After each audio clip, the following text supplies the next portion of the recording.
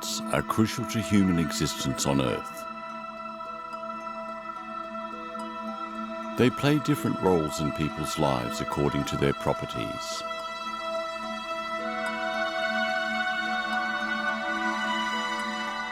People have developed a special interest in one particular group of plant species that can cure disease and relieve pain.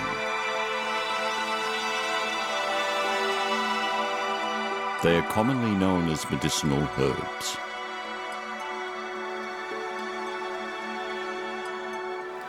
In China, where these plants have been used as medicine since ancient times, they are known as bentao.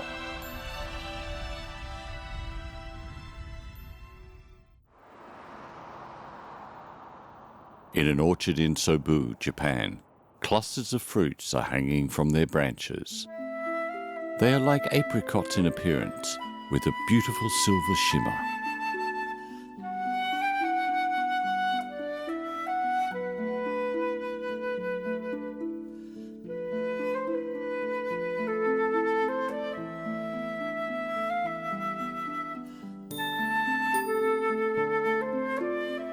The fruits turn wrinkly in August to signal that they're ripe.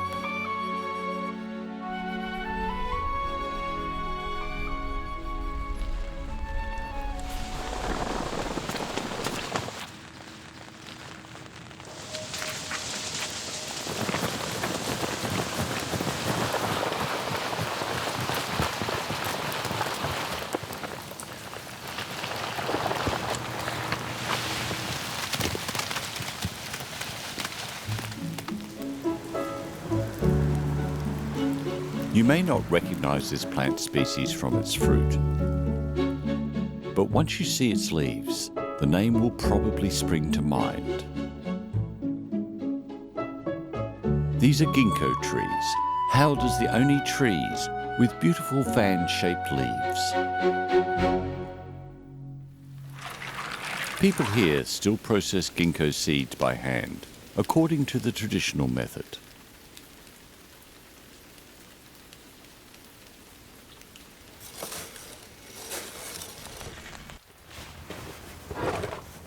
The cooked seeds are one of the most popular snacks in Japan. In fact, we are lucky to still have ginkgo seeds to eat today.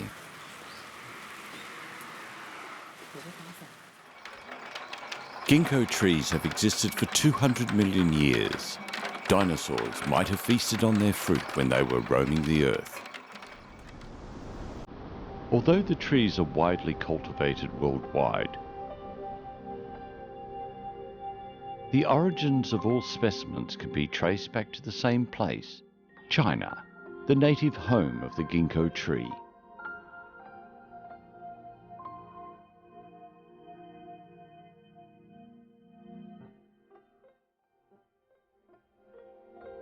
"200 million years ago, ginkgo trees were common plants in the northern hemisphere, including in the vast land of China. The trees thrived in their native land, putting out new shoots in springtime.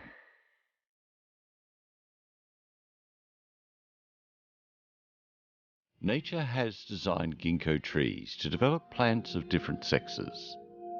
These pollen cones, surrounded by leaves, indicate this tree is a male. Pollen grains are stored in sacs on top of the cones, ready to reproduce at the first opportunity. While dioecious is associated with high genetic diversity, pollination between male and female trees could easily be interrupted and end in failure. The male tree and his pollen grains are getting anxious. The pollen grains will lose their vitality in a few days, and they need to set off for female trees as soon as possible. Now they could really use the help of the wind.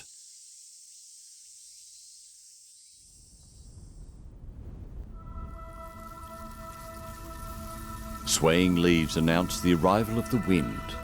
The powder-like pollen grains leap out of the pollen sacs and ride with the wind. They can cover an area of 20 kilometers around their parent plant in their search for female trees. pollen grains know what they should be looking for.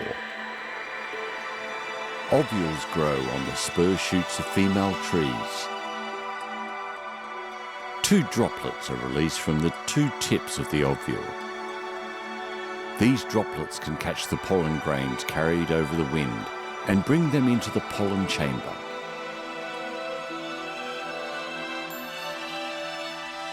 Now the pollen grains have finally completed their mission.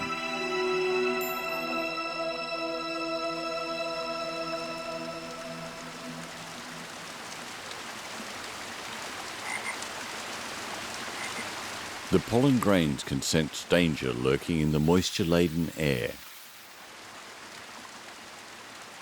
A sudden shower of rain has ruined the best-laid plans of the pollen grains.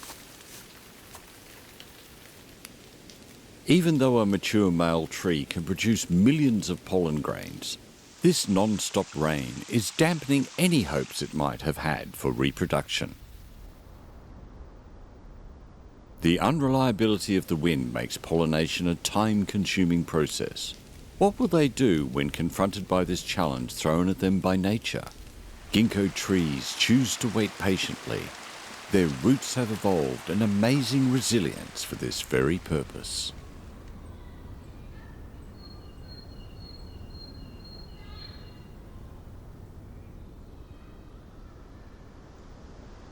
Standing among other trees, this looks like a grove of ginkgo trees. In fact, they are all extensions of one single tree and share the same genes. New shoots continuously appear around the ginkgo tree's roots.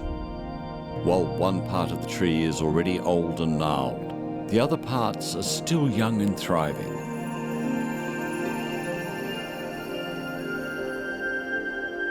As time goes by, one ginkgo tree can grow into a whole forest.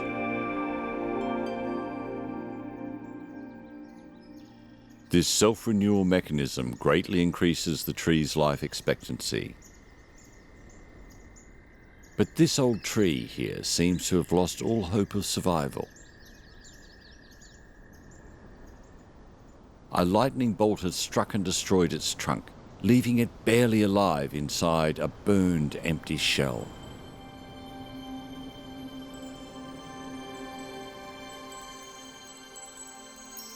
Despite the large amount of territory it has claimed over thousands of years, its body has been hollowed out, leaving a cabin-sized space. But the tree is not giving up yet. On the remains of its body, a rounded outgrowth protrudes, which seems to signal new life. Tree burls don't grow upwards like a tree trunk. Instead, they grow downwards.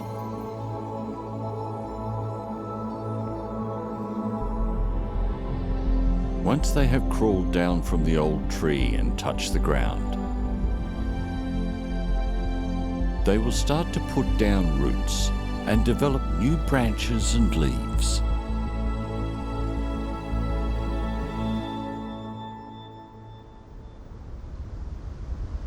The leaves form the last line of defense for the tree.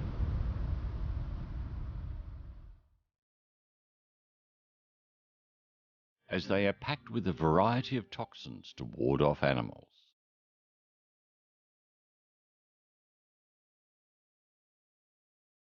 This caterpillar is clearly in the wrong place. Ginkgo leaves are poisonous and not suitable for consumption. It had better go find another meal.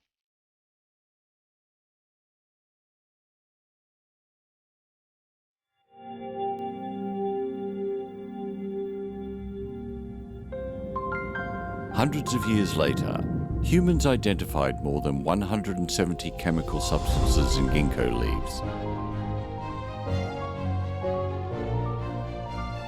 which were then extracted and added to different medicines.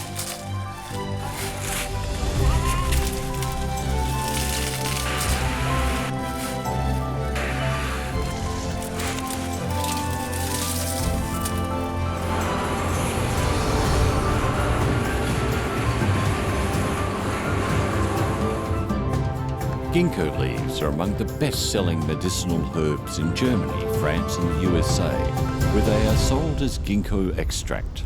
For the trees, these chemicals exist to preserve their leaves intact to achieve the largest surface area for photosynthesis. When autumn arrives, ginkgo trees shed all their leaves to prepare for winter.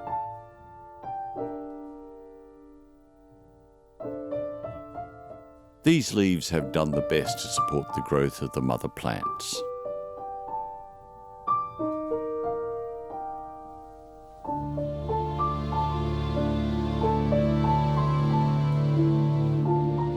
Ginkgo trees have used every part of their bodies to prolong their lives, fighting against the ravages of time and space to ensure the propagation of their species.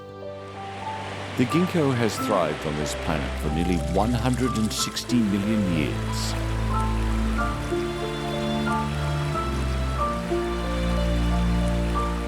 Just before the Earth entered the Quaternary glaciation, temperatures plummeted, and ginkgo trees were almost completely wiped out across the globe.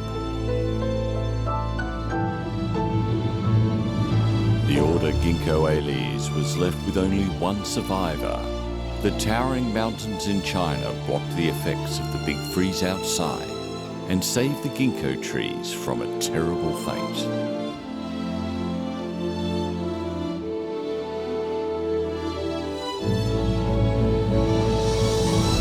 Ginkgo trees were hit hard and struggled to survive.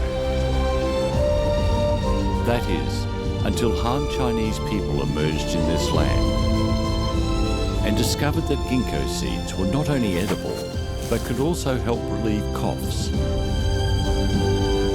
Since then, ginkgo trees have been widely planted in China. This plant species eventually recovered from the heavy blow dealt to it by the last ice age. Thanks to the efforts of humans, ginkgo trees are flourishing again around the world.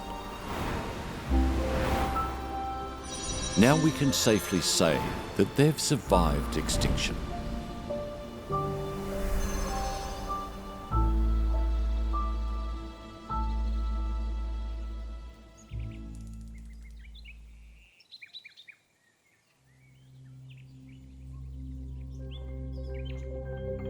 Many medicinal herbs are older than the human race, and their medicinal value to humans transformed their fates.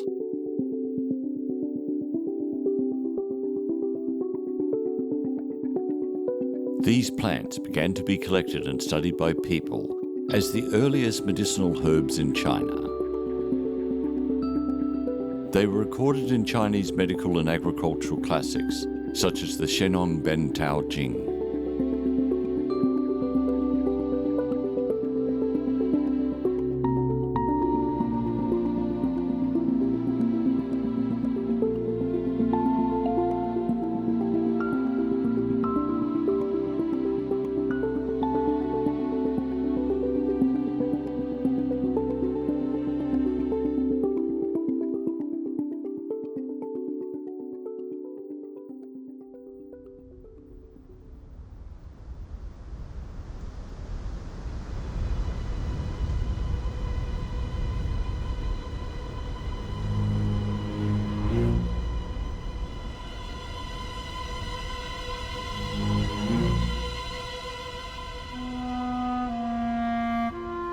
Ice and snow dominate the area that sits above 4,000 meters in the Himalayan and the Hangduan Mountains. Most plants cannot survive here. Even the alpine meadows lower down dare not cross a certain boundary.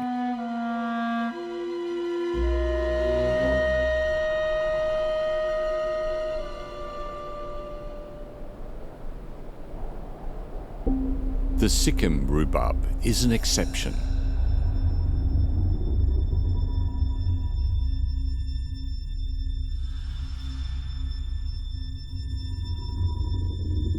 Tired of competing with other plants from alpine meadow habitats, It left for the barren scree slopes and settled there.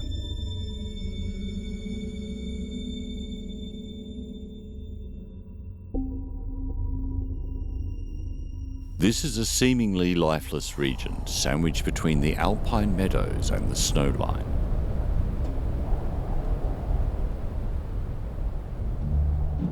It keeps a low profile before it flowers to avoid becoming food for animals. Its leaves take on a rusty red colour, making them much less inviting.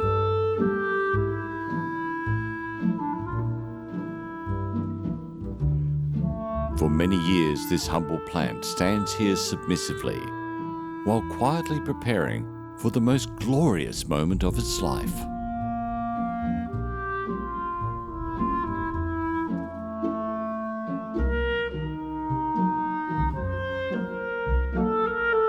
It takes a long time for the plant to absorb enough nutrients from this thin soil to sustain its flowers.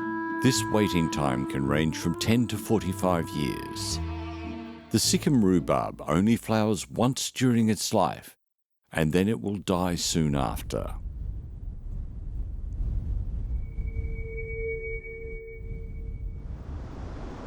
To seize the chance of a lifetime, it's ready to give its all, provided the weather is on its side. When a Sikkim Rhubarb decides to flower, it will grow a 2-metre conical tower in less than 2 weeks in early summer.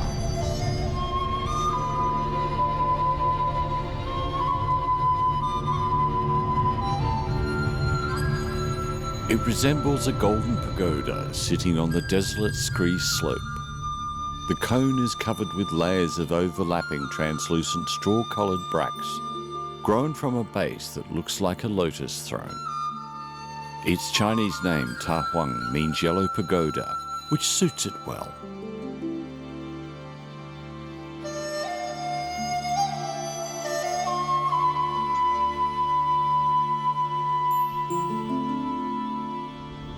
Pollination can be a problem at such high altitudes, where pollinators are hard to find. The Sikkim Rhubarb partners with a species of dark-winged fungus gnat, which proves to be mutually beneficial cooperation for the plant and the fly species. The Sikkim Rhubarb takes the initiative by making an irresistible offer. The floral scent emitted by the Sikkim Rhubarb is unique in the way that it can attract flies of both sexes to the mother plant. The flowers are a place where they can socialise and interact and find their perfect mating partner. The plant not only organises blind dates for these flies, but also provides accommodation for the new couples. The fly's eggs cannot survive the hostile environment outside. The protective bracts of the Sikkim Rhubarb make a rather cosy nursery.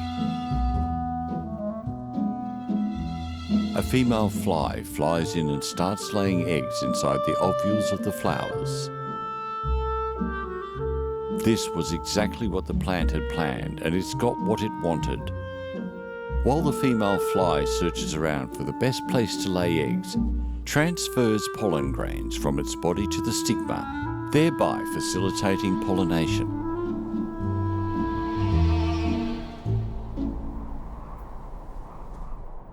The Sikkim Rhubarb chose to replace leaves with translucent bracts.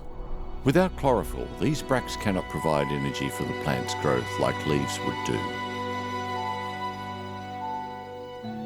Instead, they form a safe house for the plant's pollination partners and protect the seeds until they're fully developed.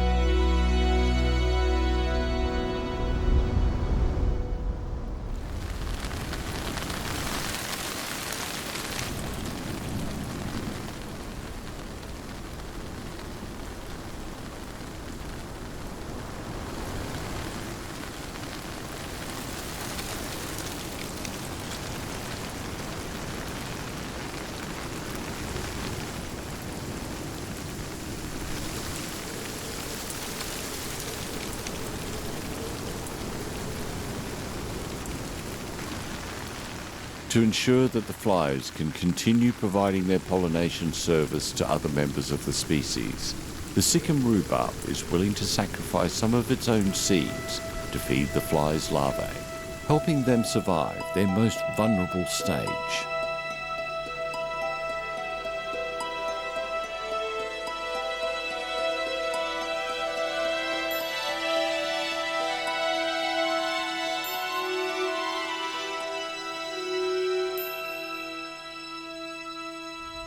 By the time the larvae have grown into pupae, the plant seeds have also matured. The mother plant is approaching the end of its life, feeling the icy breath of winter. The pupae realize that these withered bracts can no longer shield them from the cold. They crawl into gaps between the rocks where they will stay until winter passes, waiting to meet their plant friends again next summer.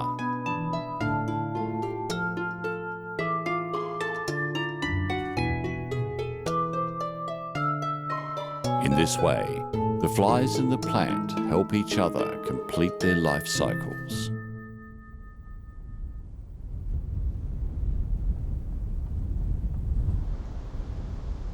Believed to be the tallest plant in the region, the Sikkim Rhubarb's towering pagoda-like inflorescence has drained the plant of all its energy, but it's an investment with considerable returns. The inflorescence can produce 7,000 to 16,000 seeds. 1/3 of these were eaten by the fly larvae, but many others have been dispersed by the wind. This resilient plant has managed to survive on this desolate land with the help of the flies and led a peaceful life for many generations.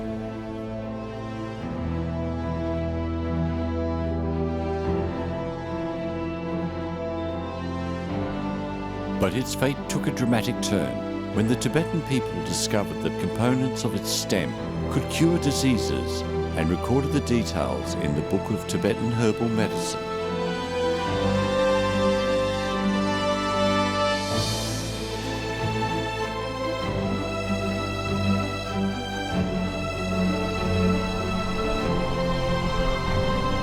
Nowadays, this pagoda-like plant has become a rare sight on the Tibetan plateau.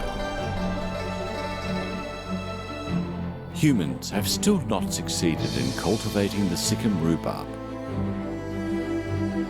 or many other medicinal herbs using artificial means. Humans have actually made the life of these herbs even tougher. Their medicinal value placed them in high demand, leading to a drastic decrease in their numbers.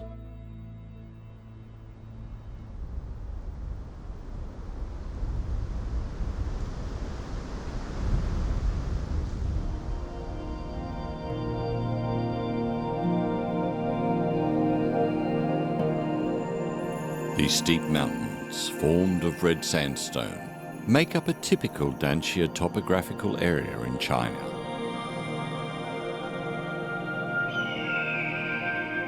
On these barren, seemingly uninhabitable cliffs, grow a rare medicinal herb that goes by the common name of the noble dendrobium.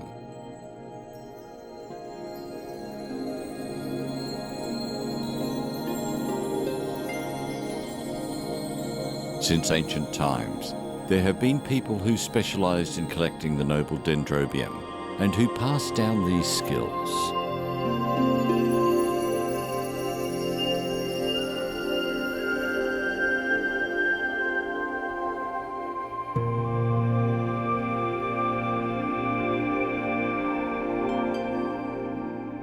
Mr. Fan, a herb gatherer who grew up in this area, comes from a family of noble dendrobium collectors.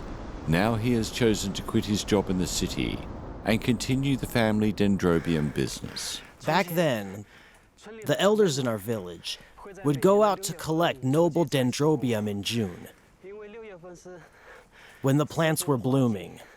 Their flowers make them easier to spot on the cliffs. They would follow the mountain ranges all the way across the land to Jiangxi, Fujian, Guangxi, Guangdong, Zhejiang, and Hunan, wherever noble dendrobiums were known to grow on Danxia landforms. It was a tiring and dangerous trip.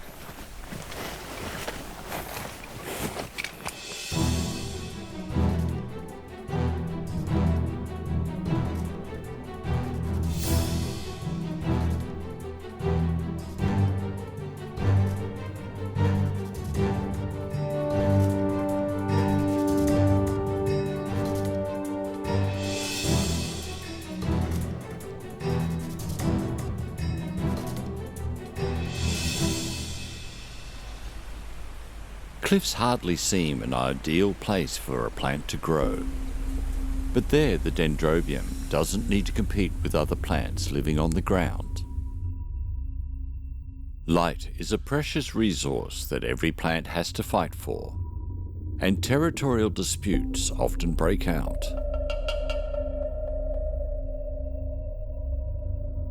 To maximize their chances of survival, noble dendrobiums claw their way up steep cliffs and tree trunks. Light is not a problem now, but at that height there is little water or nutrients on the barren cliffs. Life is difficult up here, so the noble dendrobium have evolved powerful root systems to help them survive. The dendrobium's root systems are quite unique. They are hairless and designed to absorb water directly from the air instead of the soil. The parts of the root that are exposed to the air do not function as support. Instead, their task is to absorb water from the air to fuel the plant's growth. To solve the problem of nutrient shortages, the plant has developed a partnership with a fungi that lives on its roots.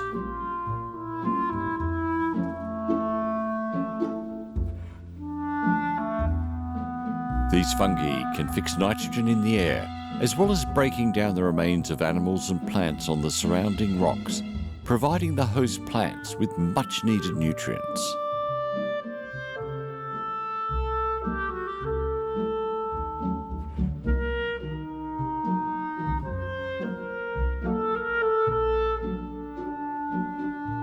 The noble dendrobium repays the fungi's efforts by sharing the energy it produces from photosynthesis.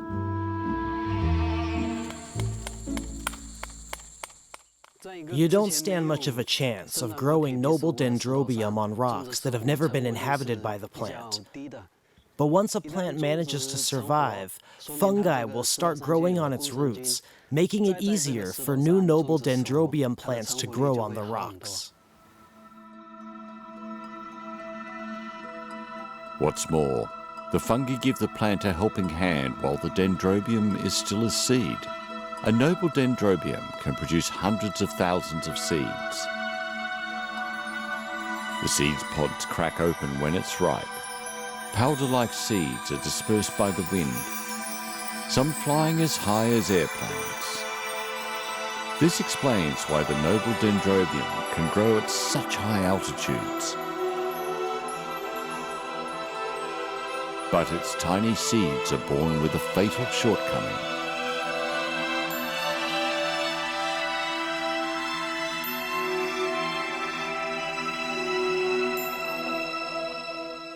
The seeds don't have an endosperm or food store, so they cannot germinate on their own in the wild.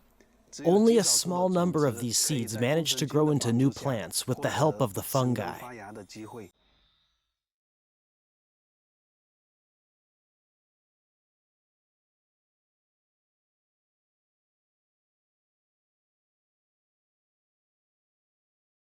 In the wild, only the luckiest seeds chance upon assistance from the fungi, which are allowed to germinate and grow thick stems.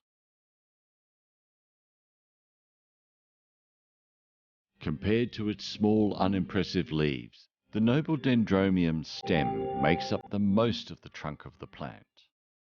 In summer, the plant is often exposed to direct sunlight and high temperatures.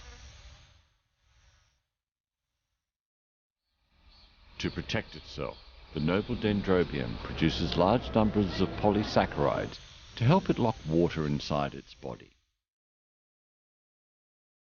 This enables it to stand proudly on the scorched cliff. Although the polysaccharides are not directly involved in the growth of the plant, these secondary metabolites come in handy when the plant is confronted by unfavorable conditions such as high temperatures and freezing cold.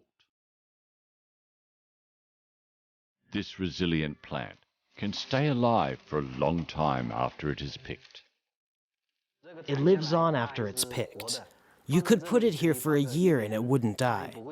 Sometimes it grows new flower buds after being put away for 6 months. The plant's stem, which exhibits the strongest vitality, is used to make medicine. In ancient times, Chinese people believed it could bring back the dead.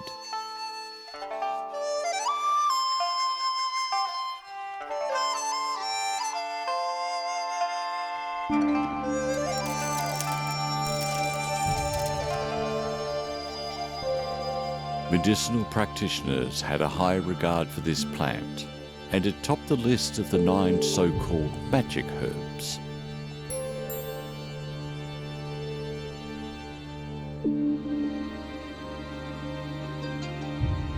The ancient physicians did not know what the stems contained exactly, but they prescribed them to their patients based on experience.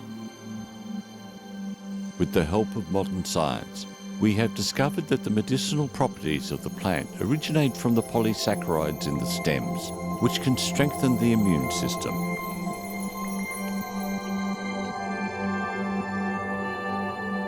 In fact, the medicinal value of the plants all stems from the polysaccharides that are produced under unfavorable conditions.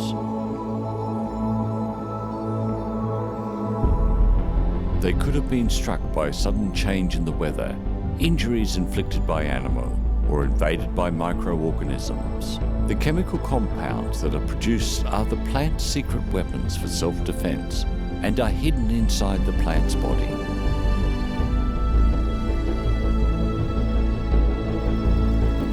Humans discovered this secret weapon after studying the plants for a long time and turned it into what we now call medicine.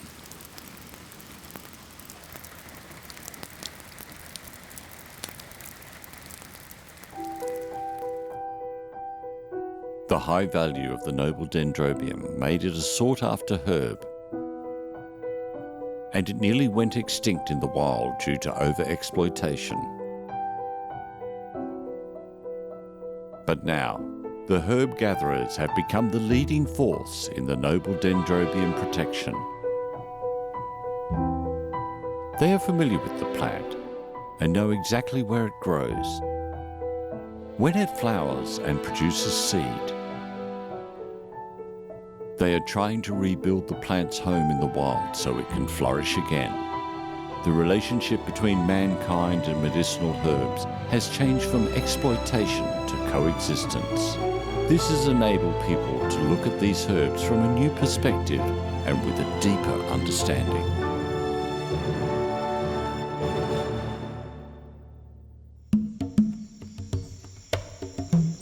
Madagascar is a beautiful island country located in southeastern Africa. Its unique geological structure and climate makes it home to lush tropical forests, abundant exotic creatures, and a network of rivers and waterways.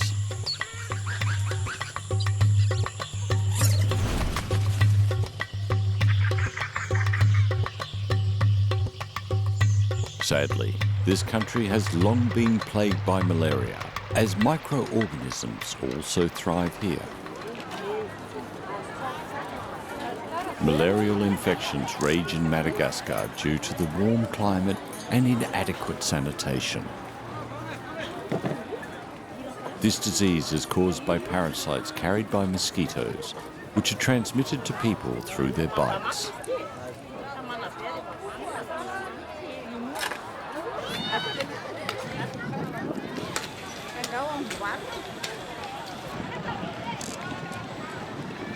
The The situation is worsened by a lack of clean drinking water. Most of the country's territory has fallen victim to this disease, and people's lives are under constant threat.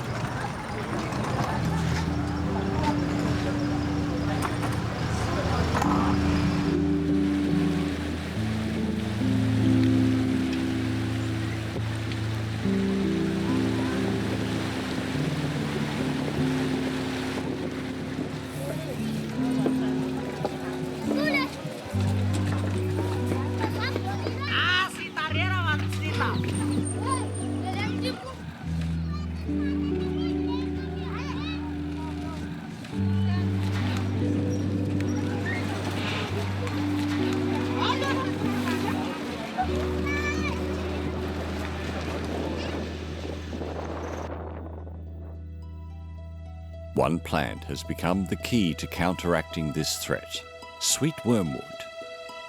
Its extract is the main ingredient in medicine used to treat malaria.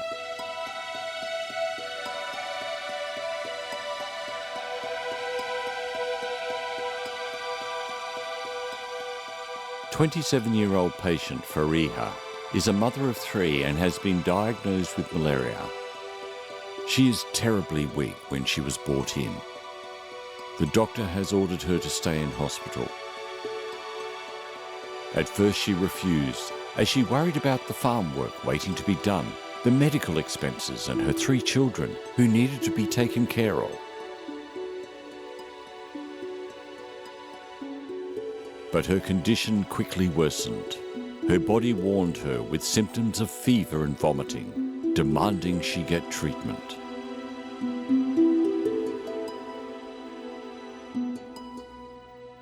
This is the best hospital in town. Malaria is a serious disease, and those who are infected could die. Fariha has seen people close to her die from this disease. Malaria is endemic in Ambalavao. Some of the city's districts are reporting infection rates of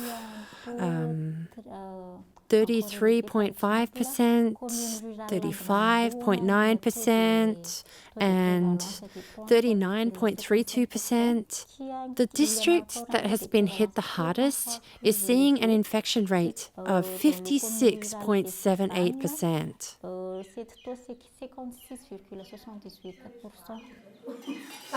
Fariha's husband has brought her bedding to the hospital ward, and her family members take turn bringing her meals every day.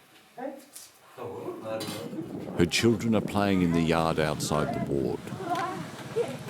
With her family around her, Fariha feels a lot happier.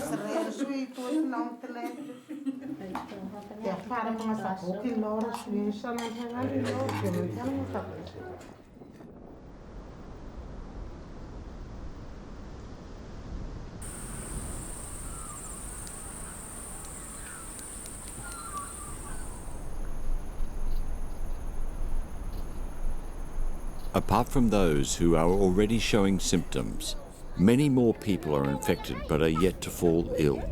This group of asymptomatic people can accelerate the spread of the disease by harboring the parasite and continuing its life cycle.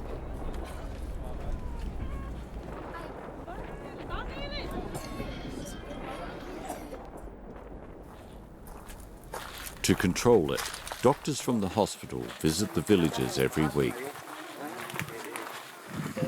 The village Fariha comes from is being closely monitored. Now that the doctors are here, the disease finally starts to retreat.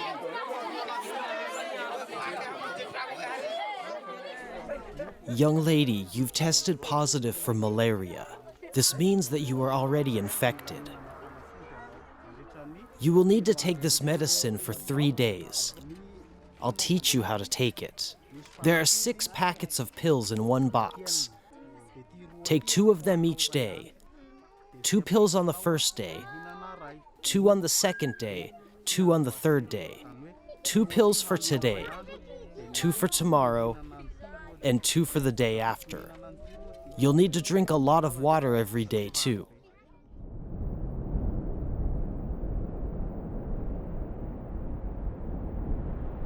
Most of the villagers are bewildered by the doctor's instruction to take pills when they don't feel sick at all. They agree to be tested nevertheless. Children are more vulnerable to this disease and are closely monitored.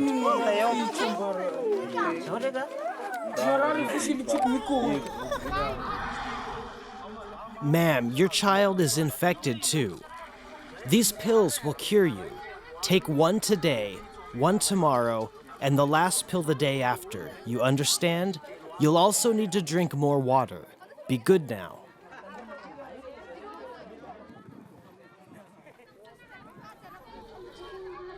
Let's do a test. It won't hurt. Does it hurt? It doesn't hurt, right? It doesn't hurt at all. Can you let go of my finger? Don't be afraid. What's your name? Huh? The doctor just asked you a question.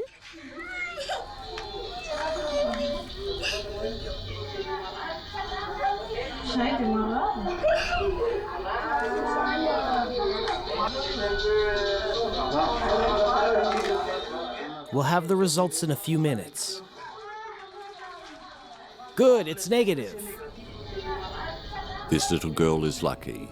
She has escaped from the disease this time. But now she will be safe and won't need to worry about malaria anymore.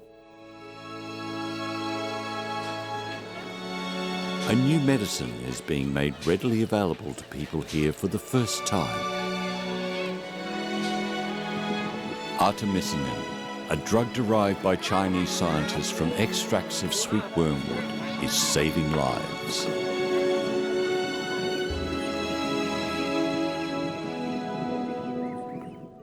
It is estimated that malaria claims 500,000 lives each year worldwide. In 2015, Tu Youyou, the scientist who discovered artemisinin in 1972, received the Nobel Prize in Physiology or Medicine for her contribution to mankind. As a traditional medicinal herb, sweet wormwood has saved thousands of lives and imbued modern medicine with new possibilities.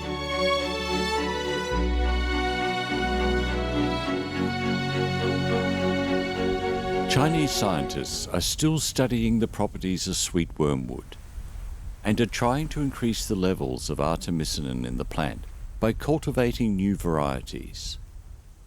Some of these have been introduced to Madagascar by local pharmaceutical corporations. The most promising varieties of sweet wormwood have been gathered here. These varieties, for example, have all been introduced from other countries and regions. This variety here is from a university in Shanghai. These plants are cuttings from the source plant. They will help us learn more about this variety from Shanghai.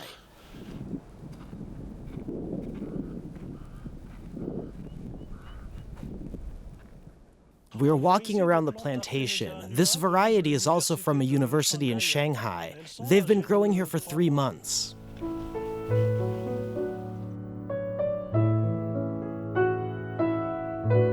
Scientists are deepening their research and trying to increase the size of these sweet wormwood plantations.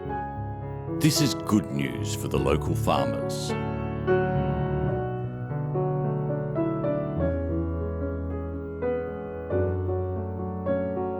Farmers here used to make a living by growing rice. A whole year of toiling in the fields could barely produce enough to make ends meet. Now, more and more farmers are starting to grow sweet wormwood due to the high demand for the plant.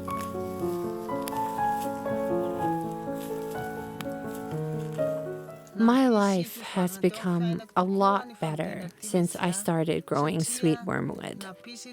I'm making more money now. I can hire people to grow rice for me. I can buy daily necessities, and I can afford to pay my children's school tuition.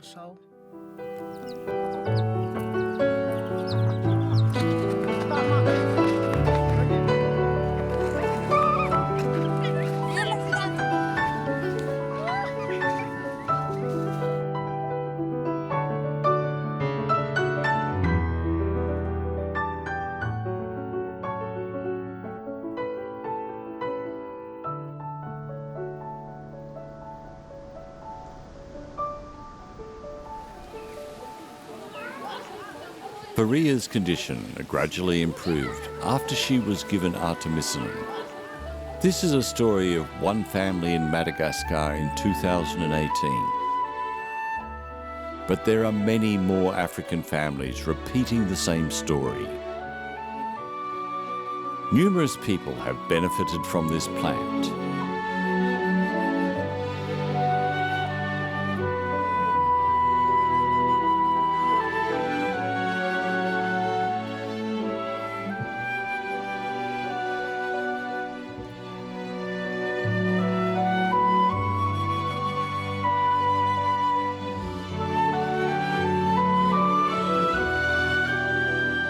Once just an ordinary wild plant,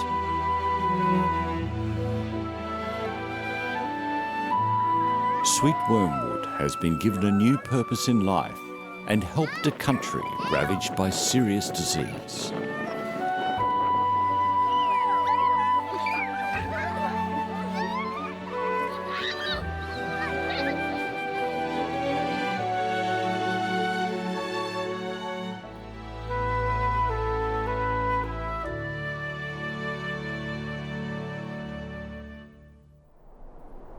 The age-old friends of mankind, medicinal herbs existed on this planet long before humans appeared.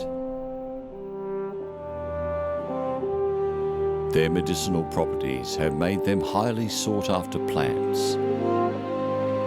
Their fate has become entwined with that of mankind. Humans must learn to live together with their plant friends in harmony.